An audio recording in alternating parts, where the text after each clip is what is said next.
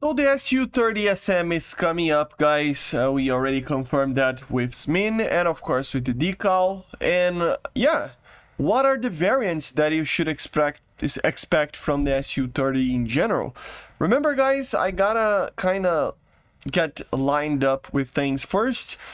What is an SU-30? Well, think about the SU-27 or even the SU-34, but having two places, a twin-seater in a tandem configuration, which means that I have to include many prototypes here and, trainers and everything, right?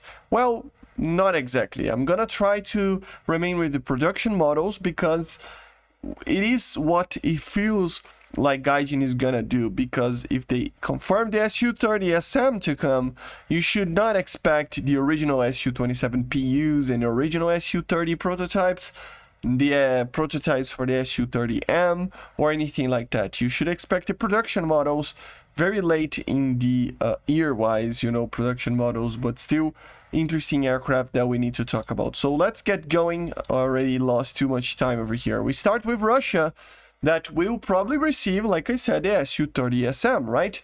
Not gonna get too much into the performance and everything, but just expect an SU-27 as a basis, and we're gonna talk about the main features out of these aircraft, and you're gonna feel the difference, okay?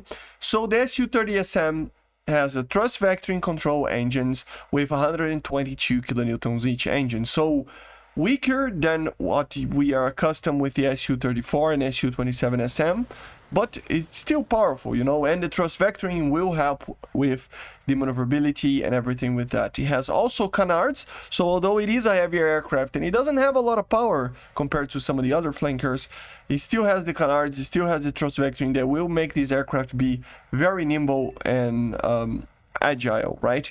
On the radar side of things, it has the BARS radar, which is a PESA, electronic scanned array radar in the passive manner, and it can detect a MiG-29 from up to 160 kilometers. Of course, it will have a wide HUD, completely modernized cockpit, 12 pylons, and it is a full multi-role aircraft. So it will use the normal missiles that we are accustomed with, so R-77s, R-73s, and R-27s, but also the new variants of these missiles, if they ever get added, the R-77-1, the R-74M, for example, and also anti-ship missiles and anti-radiation missiles like the KH-31s, the KH-29s like TV guided and stuff, COBs that are guided. It has a MAL system, it has the normal FOBs and S rockets, so it will be a very complete aircraft.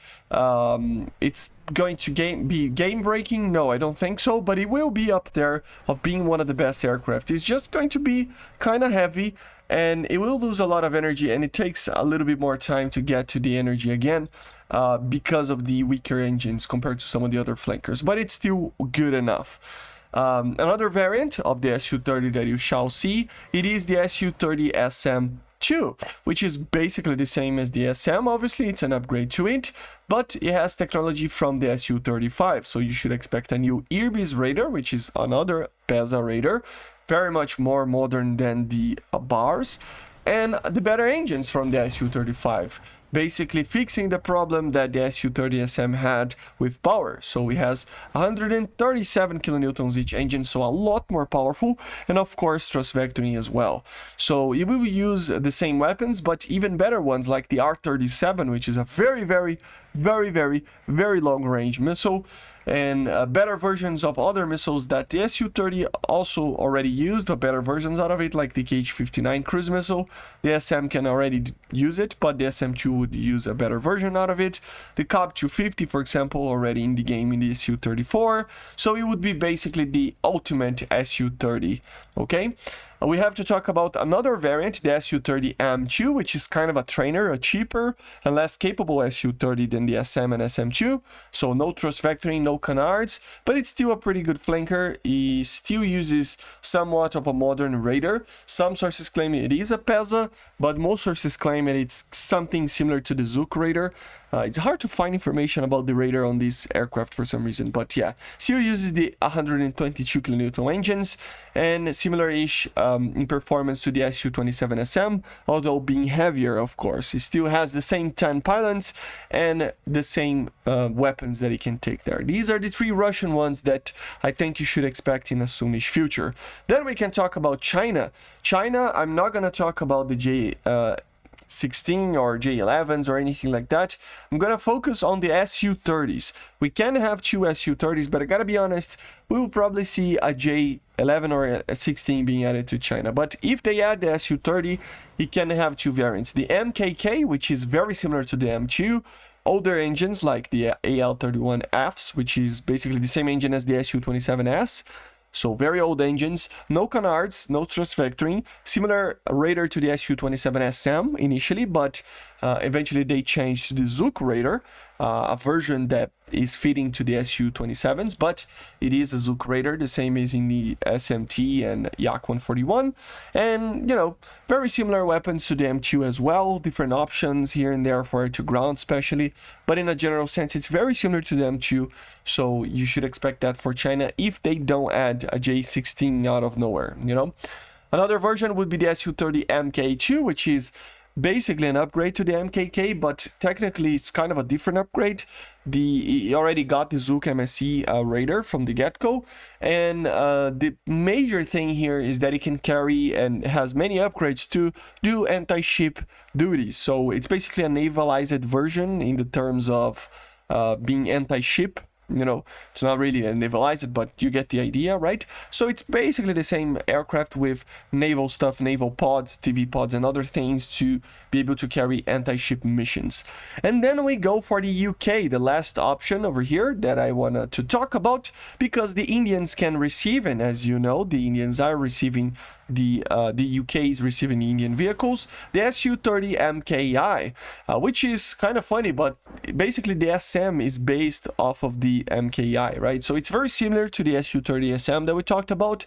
So it will have thrust vectoring, same engines, the canards, 12 pylons, everything that you already love from the SM, but it has some interesting changes. Like, for example, the missiles would be completely different if they want to, right? So for example, they can use the Astra missile, which is an Indian missile, if I'm not mistaken, the I-Derby, which is an upgraded model of the Derby that we have in the game, and they even tested the MKII missile, if I'm not mistaken. So it's pretty interesting. Even in the air-to-ground role, they have stuff like the Brahmos, for example, which is a cruise missile, right? So it's orientation missile, something like that. But the general sense is that they have a lot more domestic stuff that India produced, right? But it would be very similar to the SU-30 SM, pretty much the same, but with a different flavor on the weapon systems. So that would be very, very cool. And these are it, guys. These are the versions that I think you should expect first.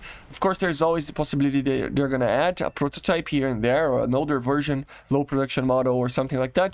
But in a general sense, these are the ones that are in the most, you know, from the get-go ready to be added to the game, you know, because they are production models. There are plenty of sources out there for them, most of them, so they can add these aircraft without too much problem, and they are all going to be in their respective BRs very competitive, right? Let me know in the comments what is the SU-30 that you are most excited to see. The SU-30 SM probably will be the first, though, but yeah, let me know in the comments. See you guys on the next one. Make sure to subscribe, leave a like, and bye. See ya.